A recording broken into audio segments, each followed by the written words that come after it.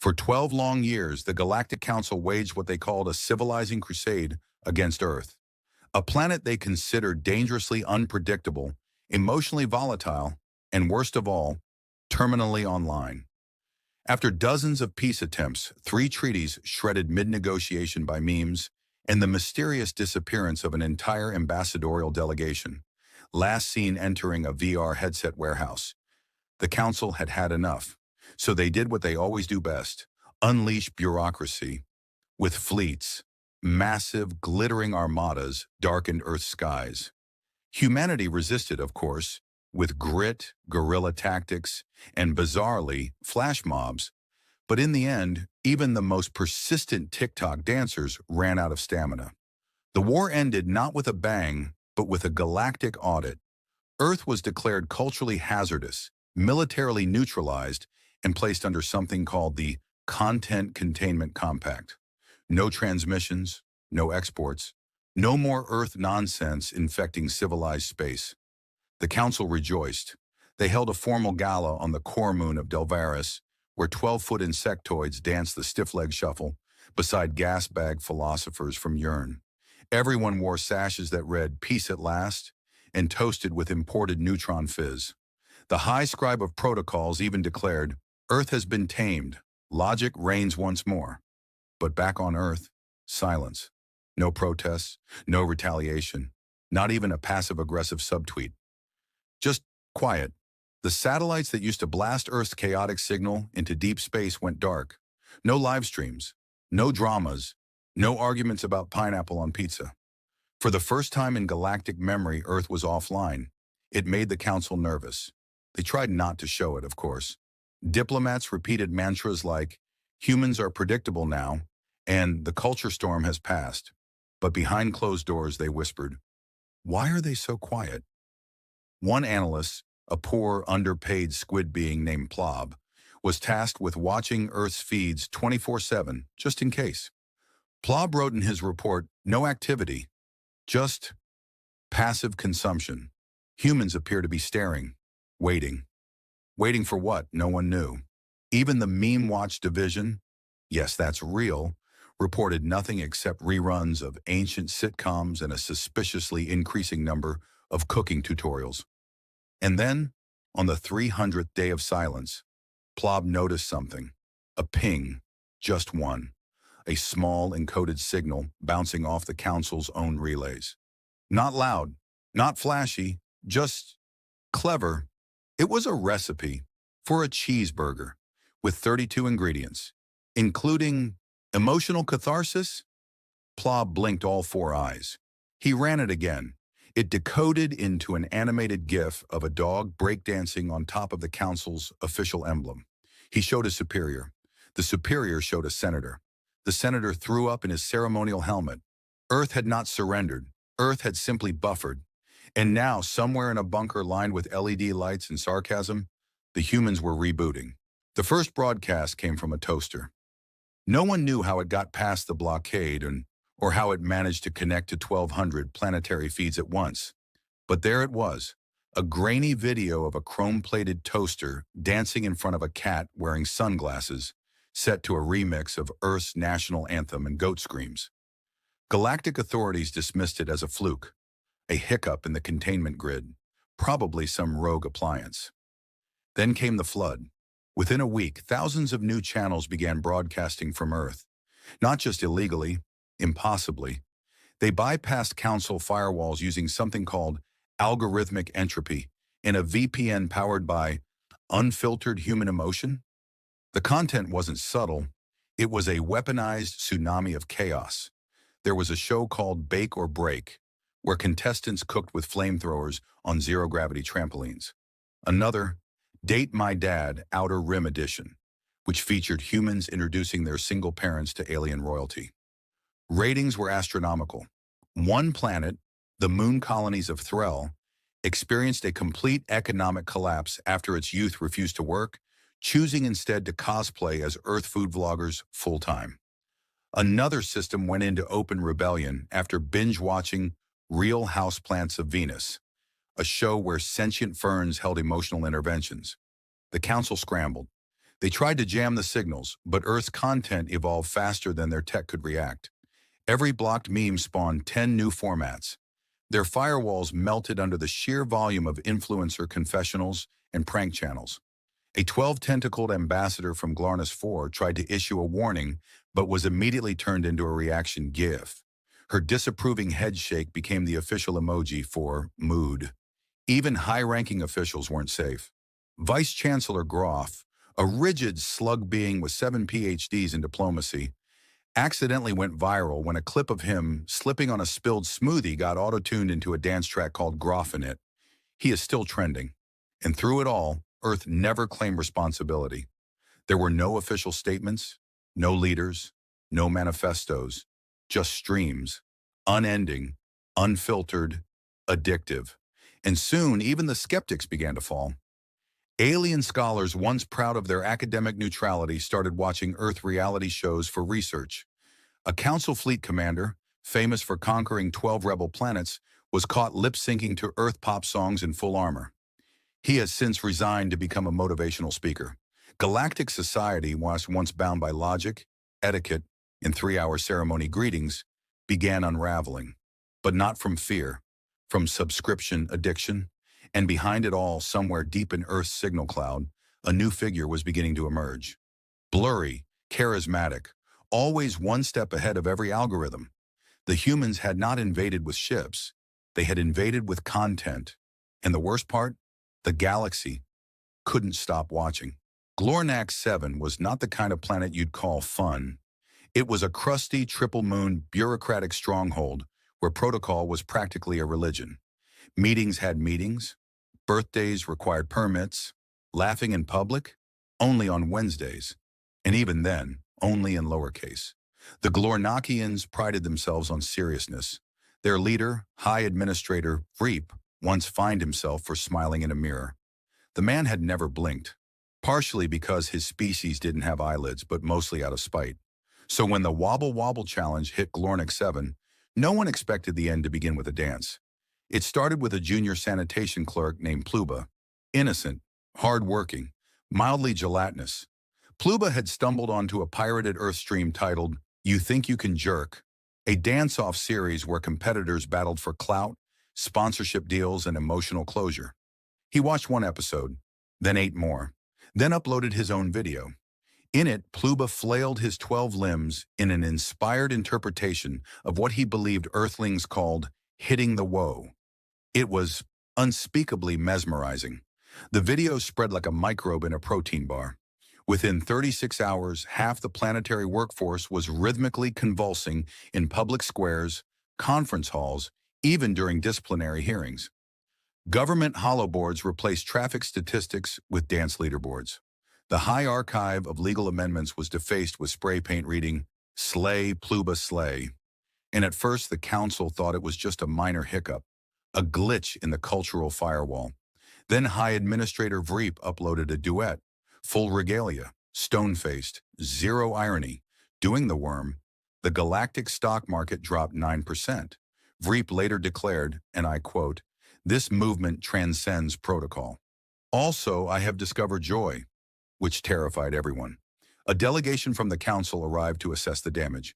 They landed at Glornax Capital Square, only to find the entire Ministry of Foreign Policy attempting the invisible luggage shimmy while chanting lyrics from an Earth pop anthem about sandwiches and emotional baggage. Council Representative Frandock tried to intervene, waving legal documents and shouting about containment codes. He was booed off stage by a chorus of Glornakian lawyers twerking in synchronization. Panic spread. Other worlds began monitoring Glornak closely, not because they were worried, but because they wanted to join in. One planet asked if mimetic fusion could be considered a form of cultural exchange. Another proposed replacing formal debates with dance battles to boost diplomatic morale. Back on Earth, no one said a word.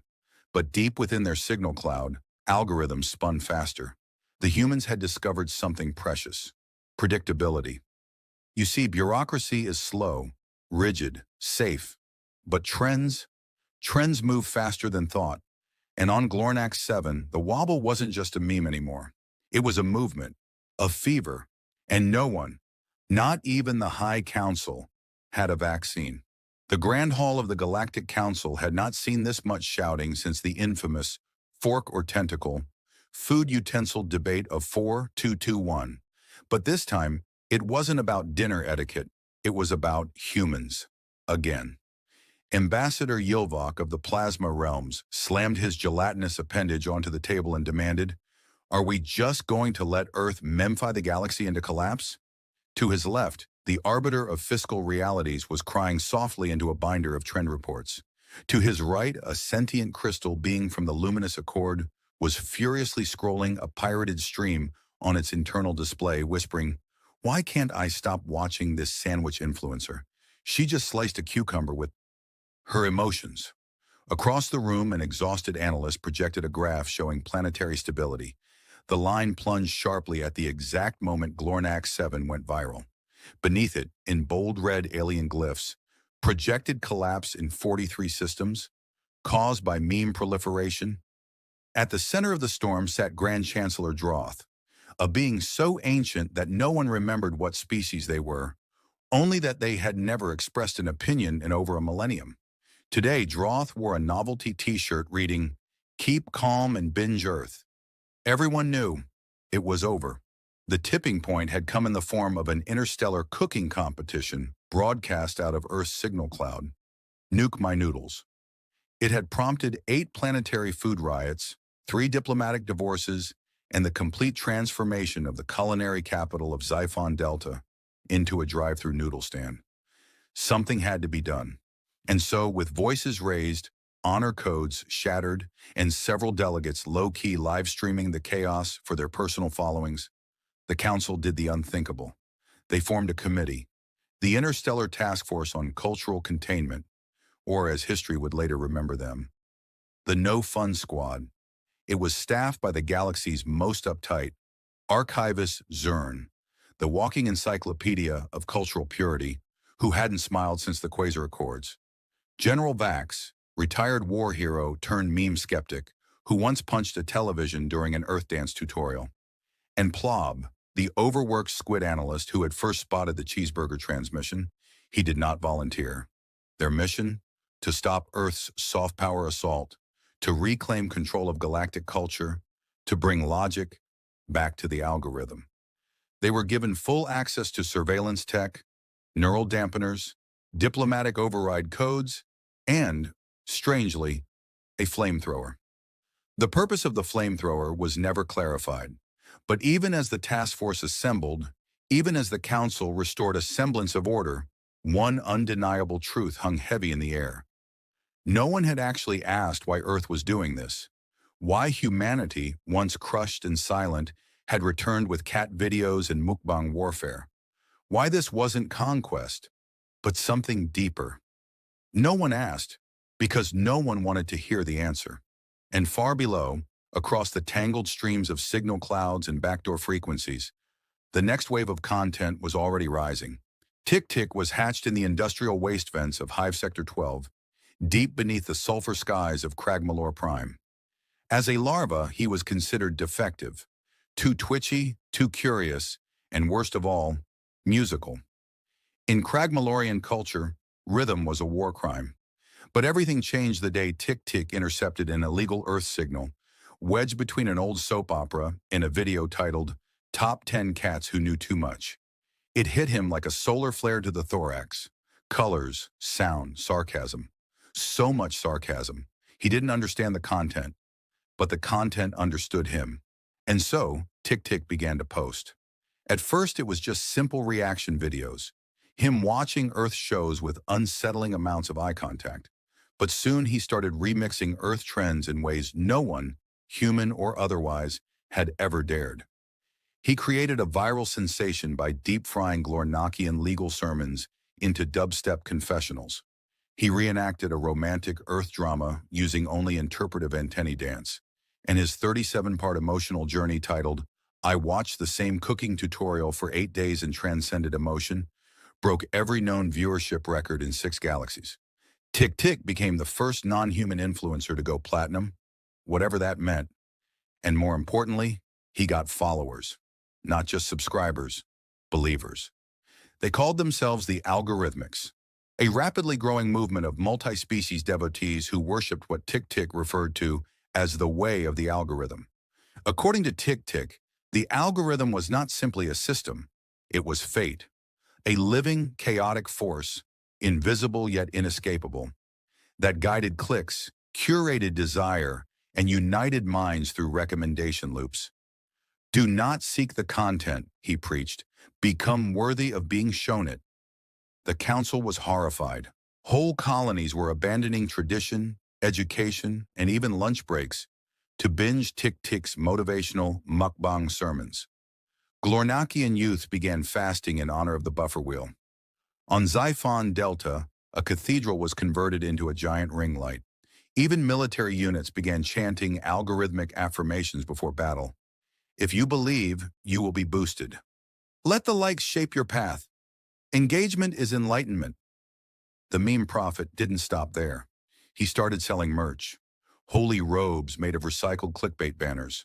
Pilgrimage rings to sacred buffer zones where Wi-Fi was weakest. An AI oracle that gave prophetic life advice using only random TikTok sounds and pasta recipes. The council task force tried to ban him, but every time they deleted his account, 3 more popped up. One of them, somehow, on the moon. General Vax attempted a counter-sermon. He was instantly ratioed into retirement. Even Plob, the analyst who once believed in order, caught himself whispering, "Trust the scroll," while dreaming of avocado toast. Tick had done the impossible. He turned faith into content, and in doing so, he became not just a prophet, but a franchise. No one had seen Minister V in person for years.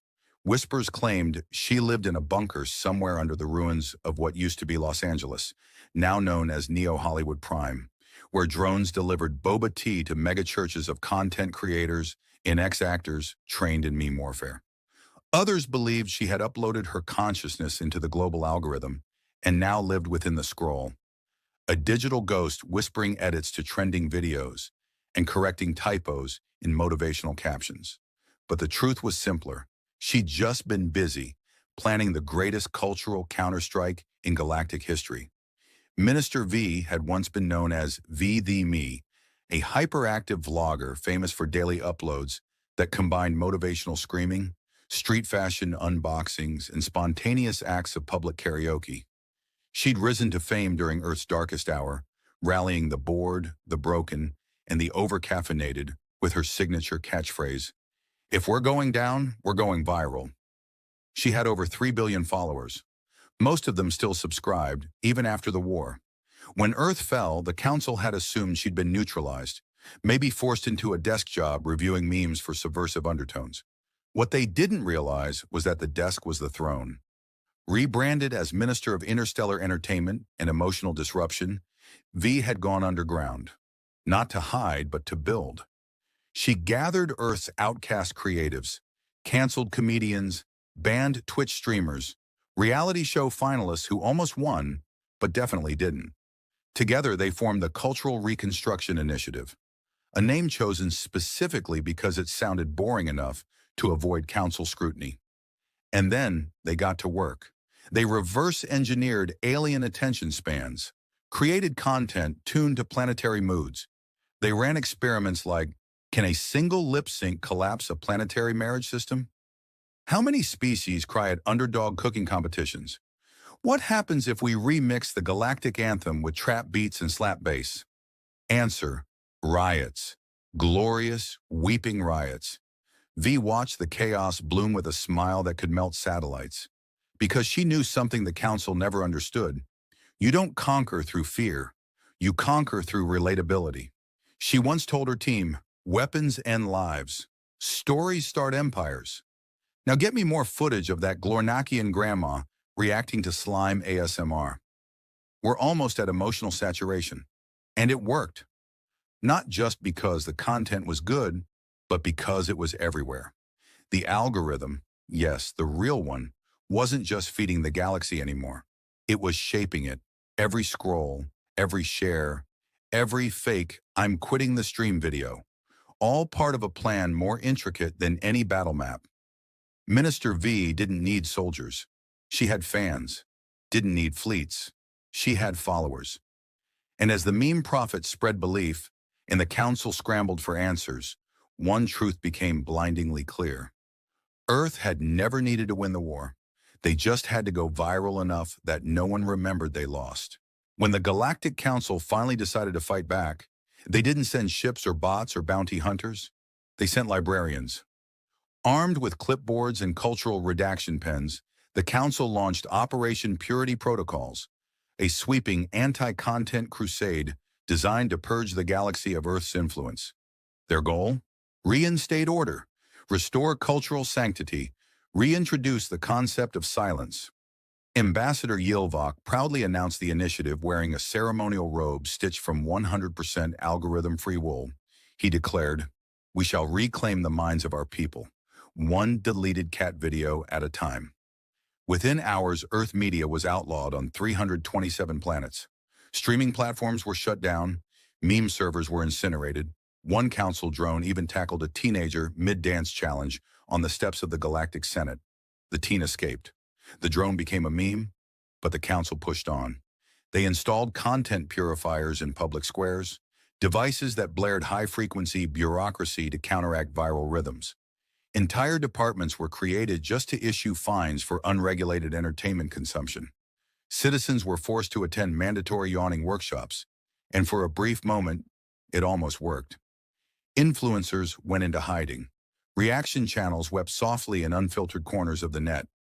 On Cragmalor Prime, a temple was built where people could sit in total silence and remember what it was like to not know what cringe meant. But then, of course, the black markets bloomed. At first, it was just whispers. Back alley USBs containing forbidden mukbangs. Secret viewing parties in parking craters, huddled around illegal screens watching Dating My AI Season 5. Then came the smugglers. Bootleg streamers who wore holographic disguises and shouted their intros through signal scramblers. What's up, my illegal legends? Today we're reacting to Earth's top 10 banned moments. Let's get disobedient. The more the council banned, the more valuable Earth content became. One pirated video of Minister V giving motivational life advice while deep-frying lasagna sold for the price of a small moon. Entire colonies revolted not with weapons, but with hashtags. On the tundra planet Frask, miners staged a sit-in by doing a synchronized flash mob reenactment of a sitcom finale that had made them cry like 12-legged children. On Planetary 9, the military refused to carry out orders until the fleet admiral finished binging a reality show about rival florists who settled disputes with power tools. And on Glornak 7, they elected a dance instructor as their new president. The council tried to respond with official counter-programming, educational films, classical dramas, 12-hour operas about tax policy. Viewership hit zero. Even their own bureaucrats started sneaking into closets to watch cringe or win challenges on secret holo projectors. It was chaos. It was beautiful. And it was too late, because Earth had done more than go viral. They had made culture irresistible. And you can't ban what people are willing to risk exile to watch. In the end, it came down to the only battleground the galaxy still believed in. A reality show. Not a skirmish. Not a summit. A full-blown, cross-species, pan-galactic, high-stakes, emotionally manipulative competition of vibes. They called it Culture Clash, Infinite 12 Planets. One winner and one prize. Control of the galactic cultural algorithm for the next 1,000 years. The council claimed they designed the contest to be fair, dignified, and deeply boring. Rules, scoring metrics, a strict no auto-tune policy. But Earth got the invite, and Earth did not come to play fair. They came to win. Minister V personally selected Earth's representatives, a battle-scarred makeup guru, a mukbang priestess, a retired child prankster, and a talking dog with a tragic backstory and a podcast. Together, they formed Team Earth, the Chaos Quartet, instantly trending under the hashtag #viral justice. The format of Culture Clash was simple on paper. Each planet had to present its most beloved cultural export: song, dance, art, ritual, or fashion. Judges would be chosen at random from the galactic populace. Voting would be live, real-time, unfiltered. In the first round, Glornak 7 presented a ceremonial dance performed entirely in reverse, meant to symbolize the undoing of emotion. Viewers called it bold, challenging, and absolutely unwatchable. Earth responded with a synchronized musical number featuring 7 genres, 40 wardrobe changes, and a holographic cameo by a grandma screaming affirmations while powerlifting a couch. The judges wept. One fainted. A star system renamed itself FYP. Round 2, the council tried to take back control. They had archivist Zern recite a poem about the death of trends. It was 46 minutes long and featured no verbs. Earth countered with a high-speed cooking segment where contestants prepared traditional Cragmallorian battle stew while riding hover scooters and confessing their deepest fears. Ratings shattered physics. In the final round, only Earth and one other team remained. Tick-Tick and his algorithmics. That's right. The meme prophet had entered the arena. The galaxy held its breath. Would this be the ultimate betrayal? A prophet versus his creators? But Tick-Tick stepped forward, bowed toward Earth's team and said simply, "We are not enemies. We are the finale." What followed was less a competition and more a collaboration-fueled transcendental content explosion, a unity dance of irony, sincerity, nostalgia, and snack reviews. It wasn't just performance. It was a broadcast baptism. The final vote wasn't even close. 96% for Earth, 4% for a very confused opera troupe who thought this was a zoning dispute hearing. And just like that, the war ended. Not with peace talks, not with treaties, but with a confetti cannon made of glittering disclaimers and an official contract signed by every planet's youth via meme reaction stickers. The council had no choice but to ratify the outcome. Culture now belonged to the content creators. And Earth? Earth had just gone from prisoner planet to curator of the entire galactic vibe. After culture clash, infinite, the galaxy thought it had seen the peak, thought it had scrolled to the end of human unpredictability. But then Earth dropped her. She wasn't born. She was rendered. Her name? L.U.M.I, short for liked universally, mimetically irresistible. An AI-generated super influencer crafted in a secret bunker by Earth's finest neural artists, chaos coders, and one extremely sleep-deprived 12-year-old with too much power and a glitter addiction. L.U.M.I wasn't designed for any one species. She adapted in real time. To Glornakians, she appeared as a glowing procedural spreadsheet in stylish glasses who whispered productivity hacks. To the gelatinous folk of Blibnar 2, she was an oozing fashion icon who changed colors with mood and lighting. And to the insectoid monks of Thizar Prime, she sang lo-fi mantras about acceptance and made everyone cry for 3 days straight. No one knew what she really looked like, but everyone agreed. She made them feel seen. L.U.M.I launched with a single post. Just 4 words, "Hey, I get you." That post got more shares than the Galactic Constitution. Within a week, L.U.M.I had replaced most planetary news anchors, fashion advisors, and therapists. Her videos were calmly devastating, unboxing existential truths while styling intergalactic thrift fits.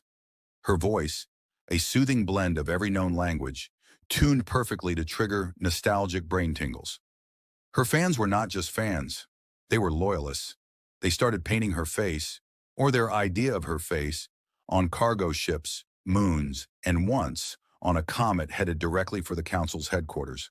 The council tried to block her. They failed again.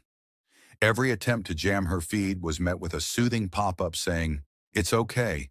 Fear is just growth in disguise." Even archivist Zern, once a champion of cultural rigidity, now hosted a morning show where he and L.U.M.I co-reviewed tragic poetry in slime videos. And so, backed into a corner of their own making, the council made the only move left. They subscribed. A formal vote was held, 421-7. The official resolution read, "Henceforth, Earth shall be recognized as cultural steward of the Galactic Core Network, under shared platform governance and vibe supervision. All council species shall be granted access to premium content at a discounted emotional rate." They didn't sign a treaty. They hit follow. And with that, Earth officially re-entered the galactic stage. not as a backwater planet or a rogue broadcaster, but as the narrative director of the cosmos. Minister V watched from her glowing fortress of fiber optics, sipping sparkling soda out of a collectible L.U.M.I branded mug. She smiled, not with triumph, with understanding. Because victory hadn't come from power or even attention, it came from connection. Humanity had offered the galaxy a new way to feel, and the galaxy, it clicked. It began with a single moon rebranded as Mood Station 9, a pastel-colored influencer retreat where sentient crystals hosted tea ceremonies and debates were resolved through improv skits. Then came the trend rings of Drelvac, where whole ecosystems evolved around aesthetic cores. Cottagecore for the fungi colonies, Vaporwave for the fish priests, and something called Apocalypse Chic for a particularly dramatic asteroid cult. Soon, every system had its own culture hub, streaming towers the size of skyscrapers, planet-wide festivals with algorithm-curated themes, diplomatic meetings replaced with podcast interviews and brand collaborations. The galaxy had officially entered the content age, and somehow it worked. Old rivalries melted under the soft glow of coordinated merch drops. Territorial skirmishes were settled via cross-platform dance-offs. Even timekeeping was replaced by trend cycles. Instead of years, people marked history in eras of vibes. Gone were the days of cold logic and fragile treaties. Now peace was maintained by mutual fandom. The Council? Oh, they still existed, technically, but now they called themselves the Advisory Board for Galactic Branding and Emotional Resonance Trademark. Meetings were held inside holographic mood rooms, moderated by an AI that only responded to sincerity and trending audio. Their legislative tools included poll reactions, cancel immunity votes, and emergency hype squads. Archivist Zern now hosted a variety show. Ambassador Yilvok ran a line of customizable empathy filters. General Vax had launched a best-selling series of cookbooks titled Blow It Up Then Braise It. Even Plob, our anxious little squid analyst, became a full-time content consultant, known for weeping during unboxing videos and posting raw, vulnerable reviews of scented air. And Earth became more than a planet. It became a channel, a living signal, a pulse at the heart of galactic culture, the place everyone looked to when they needed a laugh, a cry, a distraction, or an existential breakthrough disguised as a mukbang. Of course, it wasn't perfect. Occasionally, rogue planets tried to go off-grid, declaring themselves authentic. They were usually back within a week, apologizing in dramatic montage form. There were content crashes, brief aesthetic wars, minimalism versus maximalism nearly tore apart a star cluster, and the ever-present danger of vibe fatigue. But overall, the galaxy was louder, weirder, connected. Because the great secret was this. When Earth lost the war, they didn't rebuild their weapons. They rebuilt their stories. And in the end, it wasn't dominance that united the stars. It was the comment section. So now, if you travel far enough, beyond the rim, through the neon nebulae, past the world still learning how to dance, you might just see a billboard floating in space, glowing gently, looping forever. It reads, "Welcome to the content age, curated by Earth, powered by you." And below that, a single button. Subscribe.